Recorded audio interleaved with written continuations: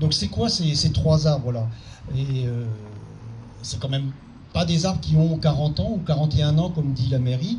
Le premier individu, le gros, là, qui est peut-être le plus intéressant, quand on mesure sa circonférence, classiquement comme font les conférenciers, les forestiers, à 1,30 m de haut, c'est hauteur des épaules, il fait de l'ordre de 3,50 m, 3,70 m de circonférence. Ça veut dire qu'on a un diamètre qui est au-delà du mètre, entre 1 m et 1,20 m.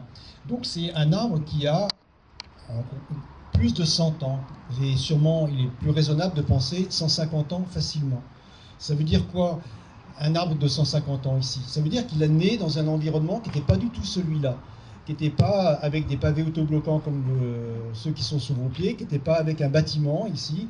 Il est né dans un ensemble de jardins, de parcs, un ensemble où la terre était meuble, comme elle l'est encore ici, mais comme elle ne l'est plus là. Quand on prend les vieilles cartes qui datent de la fin du 19e, on s'aperçoit qu'ici c'était des jardins, que rien n'était construit, à part peut-être la façade immédiate le long du boulevard de la Courtille. Ici, on était dans un grand îlot vert, périphérique de Chartres, on était dans les faubourgs, et tous ces arbres-là, dont lui est un témoignage, mais l'espace qui est derrière nous est aussi un témoignage. Ce sont des restes du Chartres d'avant.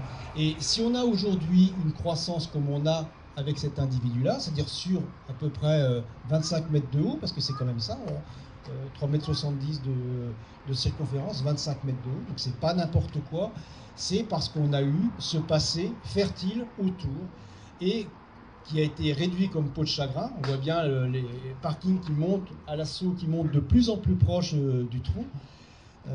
Et on voit la menace des bâtiments qui pourraient toujours se rapprocher, mais on a quelque chose qui est de l'ordre du patrimoine. Ils sont là en tant qu'individus patrimoniaux.